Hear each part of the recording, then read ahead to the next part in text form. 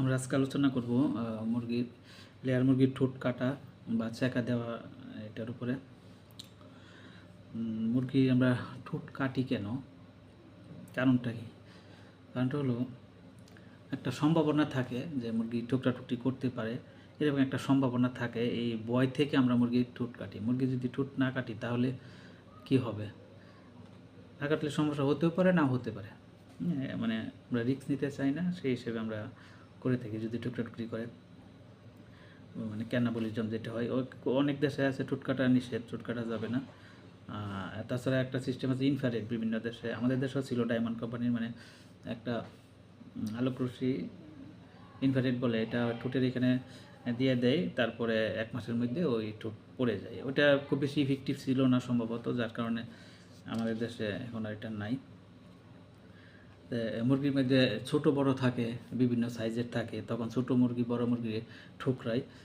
তাছাড়া এক মুরগির ঠোঁট যখন বড় হয় তখন আরেকটা মুরগি পাবে, সে হয়তো তাকে ঠুকর দিবে। এই ভয় থেকে ঠুকরাঠুকি শুরু হতে পারে। তাছাড়া যদি কোনো কারণে ব্লিডিং হয়, ঠোঁট কাটার কারণে হোক, অন্য কোনো কারণে, তাহলে রক্ত দেখে এই রক্তের প্রতি তার একটা আকর্ষণ হয়, এখান থেকে আবার ঠোকরাঠুকির অভ্যাস তৈরি হয়। আবার অসুস্থ হলে মুরগি যদি কোনো জায়গায় পড়ে থাকে তাহলে ওই মুরগিকে সে ঠোকর দেয়, এইখান থেকে অভ্যাস তৈরি হয়। তাছাড়া আলুর তীব্রতা যদি কম বেশি হয়, অনেক বেশি তীব্রতা, ওই স্টেজ পরে দখল পরে মুরগির মন খারাপ হয়, তখন হতে পারে। বা ক্যালসিয়াম বা কোনো ভিটামিন মিনারেলের ঘাটতি হলে তার অভাব পূরণ করার জন্য সে অন্য মুরগি এখানে ঠোকর দেয়, যাতে তার চাহিদা পূরণ করতে পারে। তাছাড়া অনেক বেশি ঘন মুরগি, তখন মুরগি কিন্তু মন ভালো থাকে না, তখন সে ঠোকরাঠুকরি করে, ঝগড়া করে। মুরগির ঠোকরাঠুকরি মানে সে মারামারি ঝগড়া করে। মন ভালো না থাকলে যা হয়, তারপর লবণ যদি খুব বেশি দেওয়া হয় অথবা কম হয়, তাহলে তার ঘাটতি হয়। ঘাটতি পূরণ করার জন্য সে ঠুকরে অন্য জায়গা থেকে কোনো কিছু খেয়ে ওটা পূরণ করার চেষ্টা করে। এইসব কারণে এরপরে যদি কথা হলো, যদি আমি ঠুক না কাটি, বা বাস্তবে কি এরকম কি কোনো ফার্মা আছে কি না?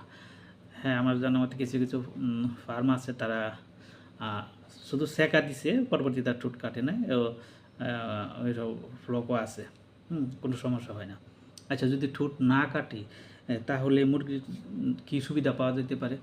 সুবিধা বলতে তখন কী হবে, মুরগিতে স্ট্রেস কম পড়বে। মুরগি ঠোঁট কাটলে কিন্তু 1-1.5 মাস খাবার কম খায়, ওজন কমে যায়। তখন ওজন কমে গেলে এটা পিছনে চলে যায়, প্রোডাকশনও পিছনে চলে যায়, প্রায় 1 মাস, 15 দিন পিছনে চলে যায়। আর যদি ঠোঁট কেউ না কাটে তাহলে দেখা যায় যে প্রোডাকশন হয়তো 15 দিন, বা 3 সপ্তাহ বা 1 মাস আগে চলে আসতে পারে। কারণ তার মুরগি ভালো থাকবে। ঠোঁট কাটা কিন্তু মুরগির জন্য সবচেয়ে বড় একটা সমস্যা। যত ধরনের দখল পড়ে, ঠোঁট কাটা একটা বড়। তাহলে শুধু সেকা দিয়েও কেউ কেউ মুরগি পালন করতে পারে, সমস্যা হবে না, নাও হতে পারে, এটা 100% বলা যায় না। দেখা গেছে ঠোঁট কাটলেও তো সমস্যা হয়। তাহলে একেবারে যে কাটতেই হবে, না কাটলে সমস্যা হয়ে যাবে, এইরকম কোনো কিন্তু কথা নেই। মানুষ দেখাদেখি করে কাজটা।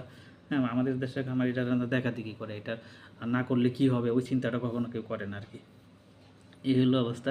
তাহলে একটা হলো সেকা দেওয়া, একটা হলো কাটা। সেকা দেওয়া মানে ট্রিমিং, এটা হলো প্রথম সপ্তাহে সেকা দিতে হয়, 6-7 দিনে। সেকা দিয়ে দাঁড়ালো অংশটুকু সেক দিয়ে ছোটো করে দেওয়া হয়। এটা হ্যাচারি থেকেও কেউ কেউ করে, অথবা হ্যাচারিতে না দিলে এটা ফার্মে আনার পরে এটা করতে হবে। এটা একটু ভালোভাবে করলে পরবর্তীতে ঠোঁট কিন্তু আর বেশি উঠে না। আর যদি নিচে কেউ সেকা না দেয়, পরবর্তীতে কিন্তু ঠোঁট উঠে যায়, তখন কিন্তু অবশ্যই বড় দেখা যায়। তখন যারা ঠোঁট কাটে বা কাটতে চায় তারা কিন্তু অবশ্যই তখন এটা ওদের চোখে পড়ে যে এত বড়। কিন্তু ভালো করে প্রথম সপ্তাহে করতে পারলে পরবর্তীতে এত বড় হয় না। সেকা দিয়েও ইচ্ছে করলে করতে পারে। এখন কাটবো কখন? আবার ঠোঁট কাটলে আরেকটা সুবিধা হয়, ঠোঁট লম্বা হলে মুরগির যে ভুট্টা থাকে, গুঁড়া দানা দানা খাবার থাকে, মুরগি কিন্তু বেছে বেছে খাওয়ার একটা স্বভাব। মুরগি কখনও গুঁড়া খাবার পছন্দ করে না। তাহলে এই দানাদার খাবারের মধ্যে কিন্তু সব ভিটামিন মিনারেল এইগুলো থাকে। এই জন্য ওইটা কী বলে, খাবারের অপচয় কম হয়। তারপরে যারা ভালো বেশি খায়, ভালো খাবার খায়, তারা বড় হয়ে যায়, কিছু ছোট হয়ে যায়, এরকম ছোট বড় হওয়ার একটা প্রবণতা থাকে। তারপর ইউনিফর্মিটি একই রকম থাকে না। মুরগি যখন বিভিন্ন ধরনের হয় তখন ইউনিফর্মিটি কম বেশি হয়ে যায়। ঠোঁট কাটা থাকলে তো সবাই সমানভাবে কাটা থাকে, সমানভাবে সব কিছু খায়, তখন ইউনিফর্মিটি একটু পরিবর্তন আসে। তারপর এই যে কী বলে টুকরা টুকরি, তার একটা ব্যাপার, টুকরি যাতে না করে এই জন্য আমরা কাটি। ঠিক আছে, এই হলো মোটামুটি আমরা একটা টুট কাটি। তার টুট কখন কাটা উচিত, সেঁকা দেওয়ার কথা, তো কাটা কখন উচিত? কাটার অনেক আমাদের দেশে ইয়ে হলো যে 11 থেকে 12, 13, 14 এরকম সময়ে কাটে।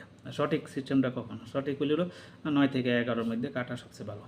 তাহলে স্ট্রেস কম পড়ে। তবে এখানে একটা অসুবিধা হলো এই সময় অর্গানগুলো ডেভেলপ হয়, কিডনি, লিভার এগুলো ডেভেলপ হয়, মাংসের ডেভেলপ হয়, এটা একটা অসুবিধা, কিন্তু স্ট্রেস দখল কম পড়ে।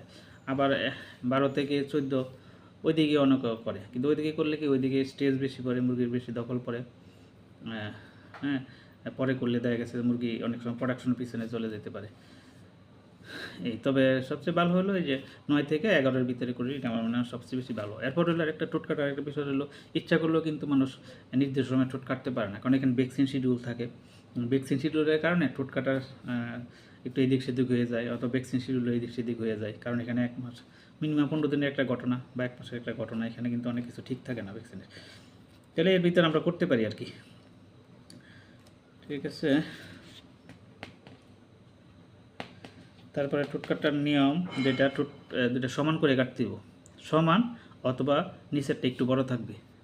নিচেরটা কতটুকু বড়? অল্প একটু বড়, 0.2 মিলি, অল্প একটু বড় থাকবে ছোটো নিচেরটা, অথবা সমানও হইতে পারে, দুটি সঠিক। তাহলে আমরা কতটুকু ঠোঁট কাটি ফেলে দেয়, উপরেরটা দেখা গেছে প্রায় অর্ধেক, উপরের ঠোঁট প্রায় অর্ধেকটা কাটা হয়, আর নিচে হলো 3-এর 1 অংশ কাটা হয়, মানে এরকম আর কি, উপরে অর্ধেক, নিচে 3-এর 1, আর নিচেরটা একটু বড় থাকবে। হলো ঠোঁট কাটতে হবে কখন? তাপমাত্রা 20 থেকে 30-এর ভিতরে, ঠোঁট কাটটা হলে সবচেয়ে ভালো। দেখা যায় তাপমাত্রা 35, ওখানে সময় ঠোঁট কাটলে মুরগি অনেক ক্ষতি হবে। আবার দেখা যাচ্ছে অনেক শীত, 15-16, ওই সময় কাটা মুরগির জন্য ক্ষতিকর, এমনি একটু ক্ষতিকর, আবার যদি ঠোঁট কাটে তাহলে আরও ক্ষতিকর। ঠিক আছে, আর হলো কাটার সময় একটা করতে হইব, চাপদা ধরে রাখতে হবে, ঠোঁট কাটার পরে চাপদা ধরে রাখতে হবে যাতে ব্লিডিং না হয়। অনেক সময় চাপদা ধরে না, তাড়াহুড়া করে যারা কাটে তাড়াহুড়া করার জন্য চাপ দিয়ে ধরে রাখে না, তখন পরে ব্লিডিং হয়। আরেকটা বিষয় হলো, ঠোঁট কাটার পরে যদি ব্লিডিং হয়, মুরগি যদি মারা যায়, তাহলে ঠোঁট কাটা বন্ধ রাখতে হবে, বন্ধ রেখে এখানে একটা চিকিৎসা করতে হবে। একটা চিকিৎসা করলে তখন পরবর্তী 2-3 দিন পরে, 4-5 দিন পরে মুরগির আর ব্লিডিং হবে না। কিছু কিছু ফার্মে এরকম পাওয়া গেছে, যে ব্লিডিং হচ্ছে, মুরগি মারা যাচ্ছে। এবং অনেক সময় দেখা গেছে যে যারা ঠোঁট কাটে তাদেরকে আটকায়, বেঁধে রেখে দেয় যে আপনার ঠোঁট কাটার কারণে মুরগি মারা গেছে। আসলে এটা একটা সমস্যা। ভিটামিন কে এর ঘাটতি হলে, বিশেষ করে অ্যান্টারাইটিসের সমস্যা থাকলে মুরগি এই সমস্যাটা হয়, তখন অ্যান্টারাইটিস, নেক্রোটিক অ্যান্টারাইটিস, এদের চিকিৎসা করে তারপরে করতে হবে, ঠোঁট কাটতে হবে, তাহলে ঠিক হয়ে যাবে।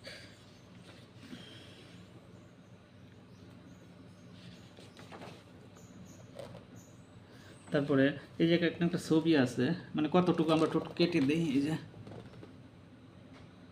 এরকম অংশ আমরা কেটে ফেলে দিই।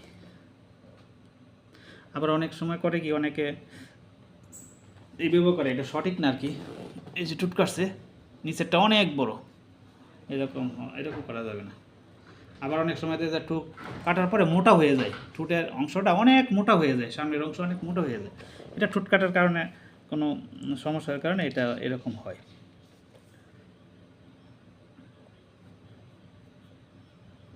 আবার হলো আবহাওয়া যখন পরিবর্তন হয়, ওই সময় কিন্তু ঠোঁট কাটা ঠিক না, যেমন আবহাওয়া পরিবর্তন হয়েছে, শীত থেকে গরম, গরম থেকে শীতে, অথবা দেখা গেছে মুরগি কোনো অসুস্থ, বা এখন বিভিন্ন জায়গায় সমস্যা চলতেছে, যে কোনো সময় মুরগি অসুস্থ হতে পারে, এই সময় মানে ঠোঁট কাটা যাবে না। এবং ডিম শুরু হইলে, মানে শেষের দিকে ঠোঁট কাটা যাবে না।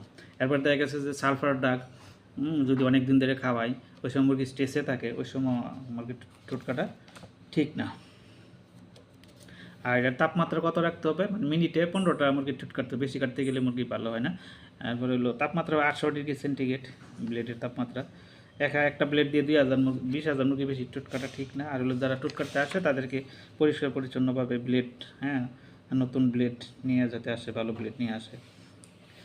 তারপরে ঠোঁট কাটার পরে আমরা কী করতে পারি, প্যারাসিটামল, বা বিকক্স বা রেনাসপিরিন, এই যে তো 2টা সকাল দুপুর 2 বেলা আমরা চালাইতে পারি। এরপরে হলো ইয়া স্টেজ পরে মাল্টিভিটামিন বা এডি দিতে পারি, প্রোবায়োটিক, এসেনশিয়াল অয়েল এগুলো চালাবো, ভিটামিন সি অথবা ইমিউনোস্টিমুলেট, টাইসুবেট বা ইমুলেটে বিভিন্ন ধরনের প্রোডাক্ট আছে, এগুলো ধারাবাহিকভাবে এক মাসের একটা শিডিউল দিতে হবে, 1 মাস। হ্যাঁ, এরপরে হলো অ্যামিনো অ্যাসিড, হ্যাঁ এগুলো একটা ধারাবাহিকভাবে আমরা দিতাম। প্রোবায়োটিক দিলাম, হ্যাঁ কত টাকা 5 দিন, প্রোবায়োটিক আর সি দিলাম 5 দিন, তারপরে এডিট দিলাম 5 দিন, তারপরে অ্যামিনো অ্যাসিড দিলাম 5 দিন, হ্যাঁ প্রোবায়োটিক বা এসেনশিয়াল অয়েল দিলাম 5 দিন 5 দিন, এইভাবে ধারাবাহিকভাবে আমরা 1 মাসের একটা শিডিউল করতে হবে। এরপর ঠোঁট কাটার পরে নিপেলে পানি খাওয়া একটু কষ্টকর, নিপেলে পানি খেতে ঠোঁট কাটার পর নিপেলে ঠোঁট দিলে তখন একটু কষ্টকর হয়, যেন কাপ দিতে হবে নিচে। এটা করা যায়। আর হলো খাবার একটু কম বেশি দিতে হবে যাতে ঠোকর দিতে গেলে ব্যথা না হয়, ঠিক আছে। এরপরে খেয়াল রাখতে হবে যে ওই ঠোঁট কাটা যে কাটে সে ঠিকভাবে কাটতে গেছে কিনা, বেশি কাটতেছে কিনা, কম কাটতেছে কিনা, বা ঠোঁট ফাটা ফেলতেছে কিনা, মুরগি ব্লিডিং হচ্ছে কিনা, মারা যাচ্ছে কিনা। তারপরে ঠোঁট কাটার আগে 1 দিন বা 2 দিন আগে থেকে কে খাইতে হবে, কে খাওয়া যায় তার 3-4 দিনের একটা ডোজ দেওয়া যেতে পারে। ঠোঁট কাটার পর দেখা যায় 100 থেকে 200 গ্রাম ওজন কমে যায়। ঠোঁট কাটার পর অনেক সময় পক্স, রানিকের, মাইক্রোপ্লাজমা, অ্যান্টারাইটিস বিভিন্ন ধরনের রোগ ব্যাধি হইতে পারে। খাবারের রুচি কমে যায়, কারণ এখানে এই স্টেরয়েড হরমোন রিলিজ হয়, ইমিউনিটি কমে যায়, তখন মুরগির অনেক সমস্যা হয়।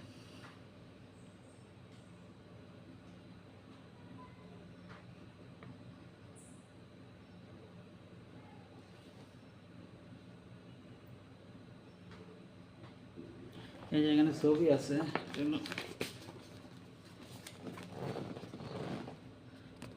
এই যে ঠোঁট কাটার পরে এরকম। আবার অনেক সময় হয় কি ঠোঁট কাটার পরে যে ফুলে যায়, হ্যাঁ অনেক মোটো হয়ে যায় ঠোঁট, এটা ঠিক মতো না কাটে তখন ইয়ে হলে এরকম হয়। এই যে ফুলে যায়, হ্যাঁ মাঝে মাঝে এরকম ফুলে যায়, মোটো হয়ে যায় ঠোঁট, এগুলো আস্তে আস্তে অনেক সময় ঠিক হয়।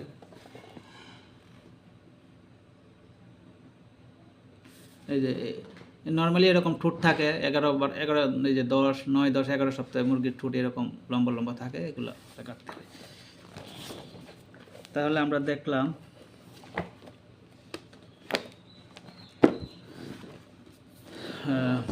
মুরগির ঠোঁট কাটার ব্যাপারে বিস্তারিত আলোচনা করলাম।